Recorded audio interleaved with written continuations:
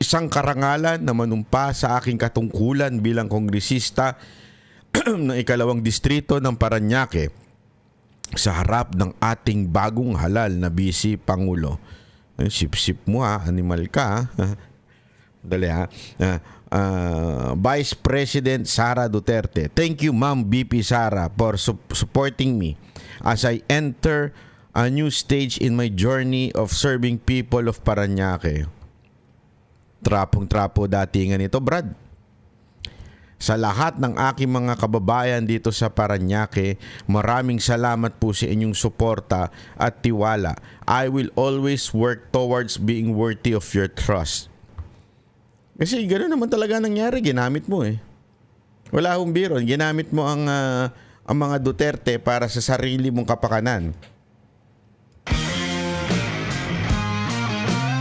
Hunger for power. It will divide the nation.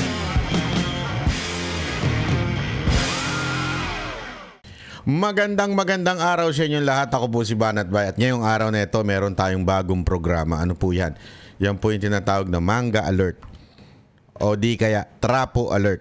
Bakit to? Kung saan atin pong ilaladlad ang mga ilang manggagamit na politiko. Kaya mangga kasi manggagamit, di ba?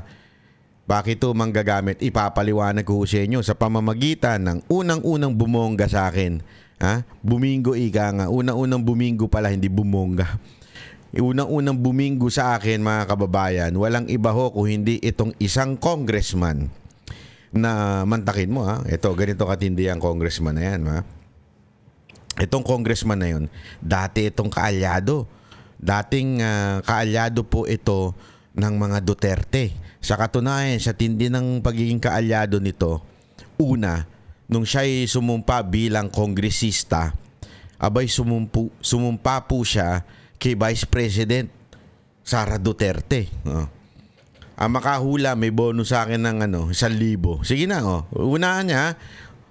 Ilagay nyo dyan sa baba. Pero problema kasi baka i-forward nyo. Maniloloko nyo ako. Mga mambubudol din kayo ha. Pero ang manghula sa akin may 1,000. Kala nyo 1,000 makukuha lang yan sa rally ng mga alyansa. Sa akin din may makukuha kayo. Hulaan ninyo kung sino ito. Yung ang kanyang team song ha ay pasumpa-sumpa ka pa. Ay sus, ginugyo. Eto, ipakikita ko sa inyo itong kongresista na sumumpa pa, nag-oath taking sa harapan ni Vice President-elect Sara Duterte. Walaan nyo kasi, no? Ladies and gentlemen, let me present to you the 2nd District Congressman of Parañaque. Nako po, eto na. Sino po ba ito? Walang iba kung hindi si Gastang Bunting. Yan, Pasumpa-sumpa ka pa. Anak ka ng wewe. Ano sabi niya dito? Isang karangalan na manumpa sa aking katungkulan bilang kongresista ng ikalawang distrito ng Parañaque sa harap ng ating bagong halal na Vice Pangulo. Sip-sip mo ha, animal ka ha. Dali ha. Vice President Sara Duterte. Thank you Ma'am VP Sara for supporting me as I enter a new stage in my journey of serving people of Parañaque. Trapong-trapo datingan ito, Brad. Sa lahat ng aking mga kababayan dito sa Parañaque, maraming salamat po sa inyong suporta at tiwala. I will always work towards being worthy of your trust. Sigurado ka dyan? Parang hindi naman. Sigurado ka ba? Kasi balita ko, natatalo ka ngayon kasi yung mga taga Parañaque ay marami dyan ay Duterte supporter at na-disappoint sila. Bakit? Sa pagiging traidor mo. Bakit kanyo traidor, mga kababayan? Mamaya natin, bago natin sabihin kung bakit siya traidor, eto muna. Para ipapakita natin isa-isa yung mga picture at ebidensya na siya ay isang mangga. Okay? Ito. Ano yan? Naku, pabulong-bulong ka pa. May bulungan bang nagaganap? Hindi, pagkabi nga ganyan may bulungan, ibig sabihin close yan, di ba? Siyempre, meron ba magbubulungan ng hindi close? Di ba?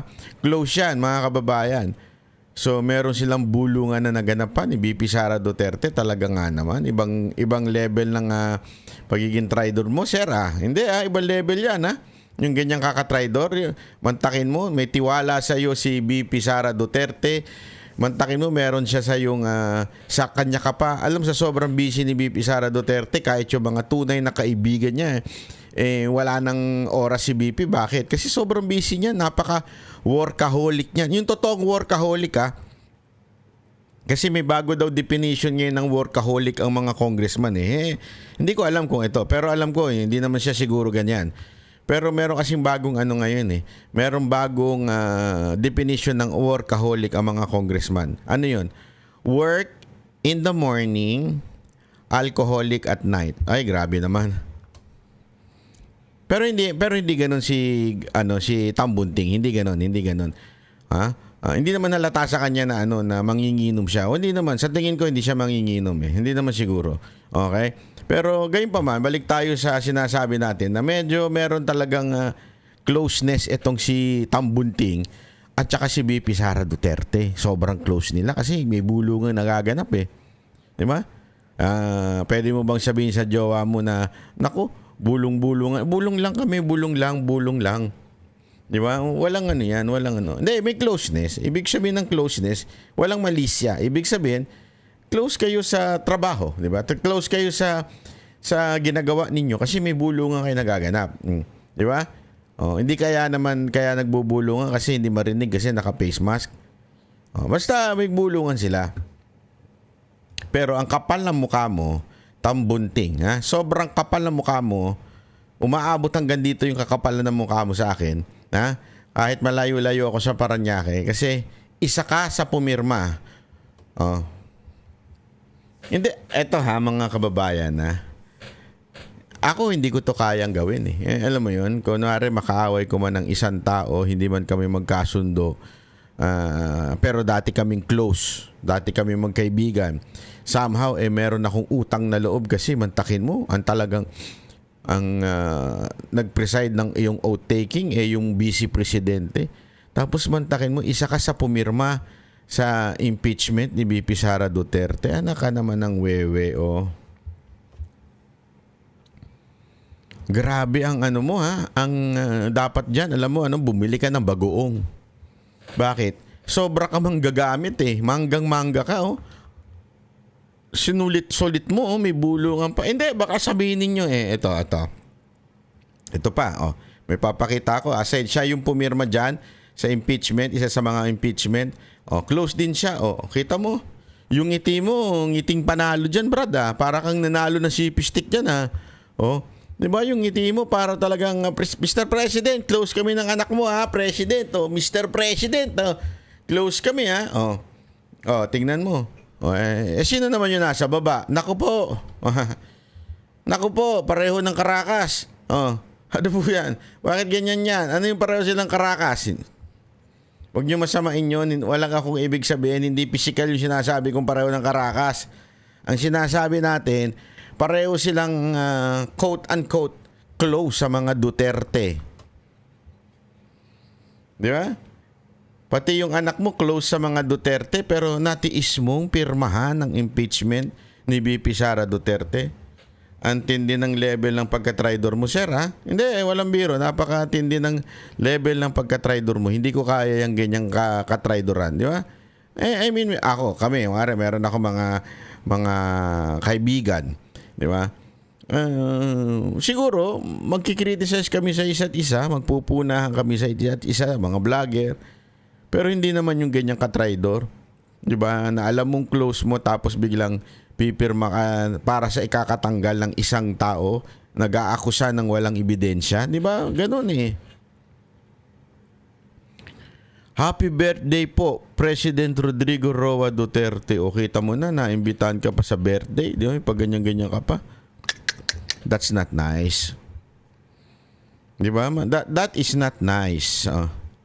Naku po, matindi ka. Matindi ka, Atabs. Ikaw ay isa sa sabihin na nating mangga.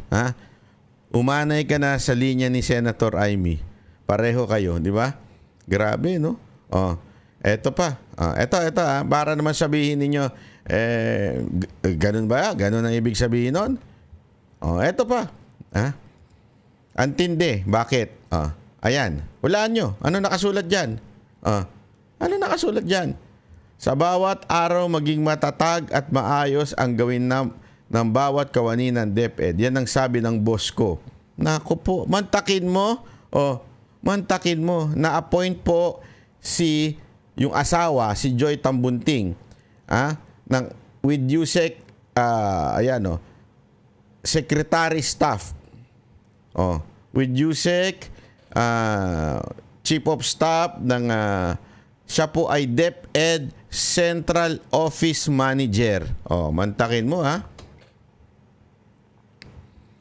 Ikaw ay DepEd Central Office Manager. Ginawa ka Central Office Manager ng ating Vice President. Mantakin mo yan. Nakasulat dyan sa baba. Close na close, di ba? Asawa mo close, ikaw close. Tapos pipirma ka para matanggal. Hindi ko ba kayo nahihiya niyan, Sir? Mr. Tambunting, hindi ko kayo nahihiya?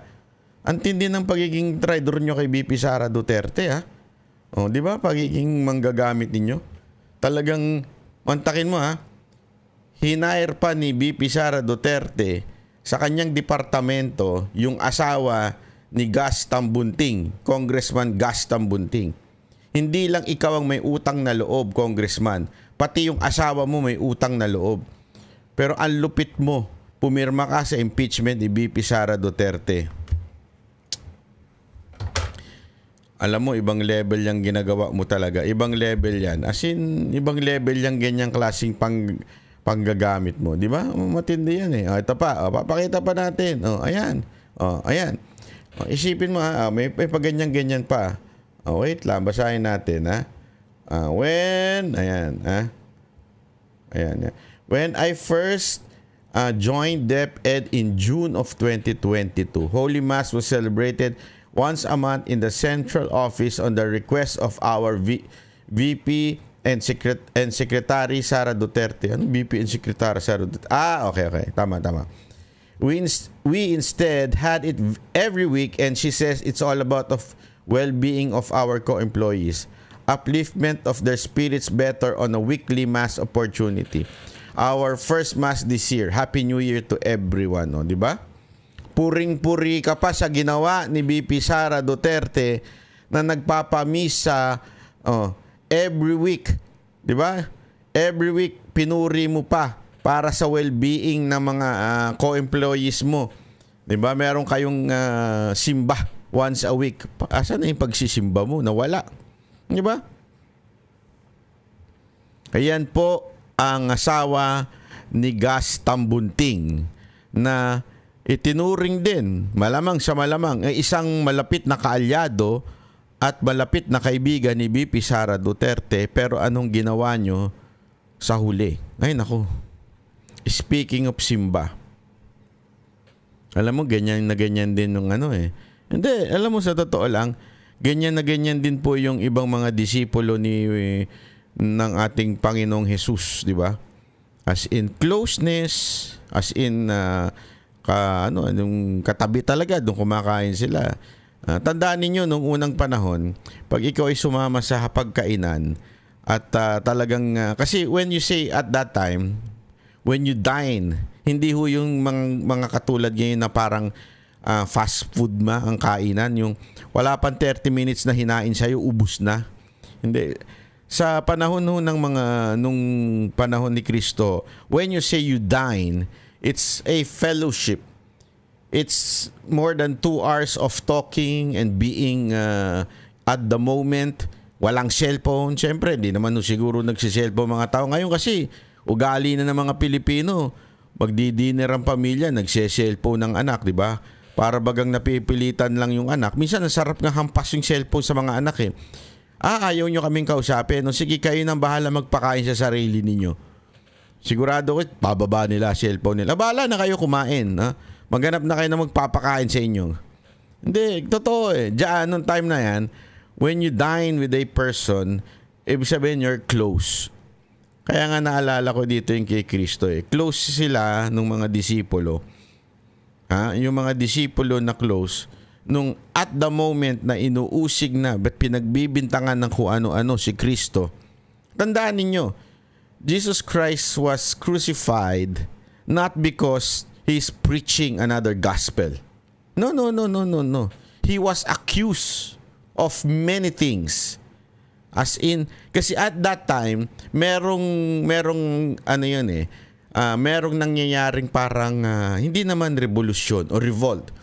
Kasi nga po, tandaan niyo yung Jew ay under ng ibang yung mga Hudyo ay under ng ibang pamamahala. Hindi ho pamamahala ng Jew.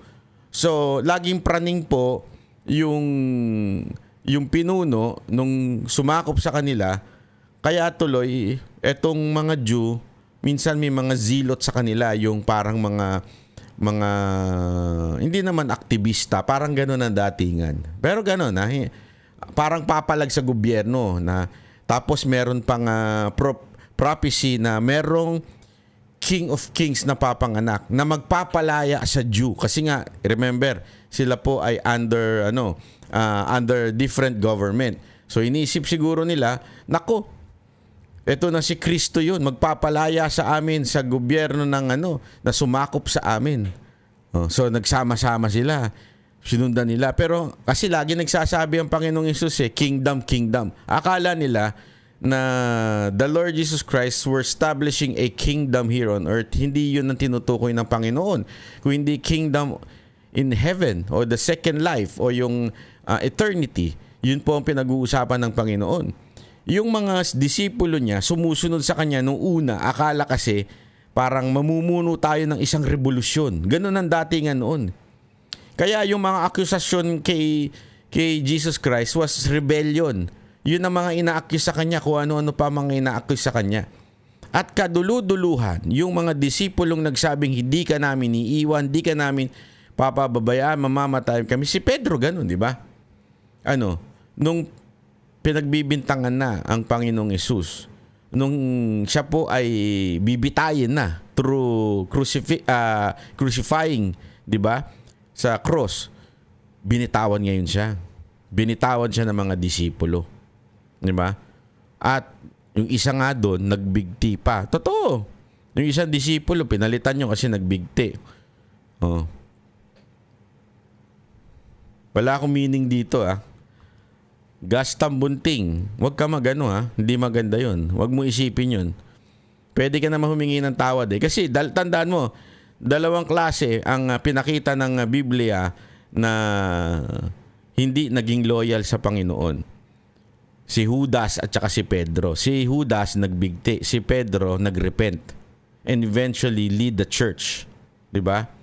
So, huwag mong gagayin si Judas Alam kong naging traitor ka kay BP Sara Duterte, pero huwag mong gagayahin si Judas. Humingi ka na siguro ng tawad sa taong bayan. Hindi totoo. Walang biro. Humingi ka na lang ng tawad sa pagiging traitor mo at pagiging manggagamit mo. Kasi gano'n naman talaga nangyari. Ginamit mo Wala akong biro. Ginamit mo ang mga Duterte para sa sarili mong kapakanan.